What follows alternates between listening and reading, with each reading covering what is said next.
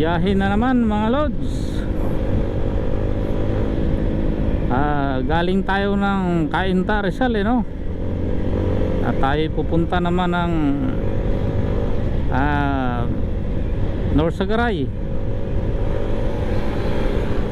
First time natin dumaan dito sa Commonwealth na may incap no? Dahil hindi pa natin na-experience yung incap. Wag naman.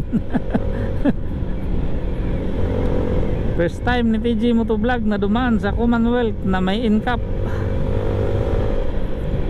Dahil dito dumadaan tayo dito dati, wala pang incap subukan natin kung hindi ba nakakatakot.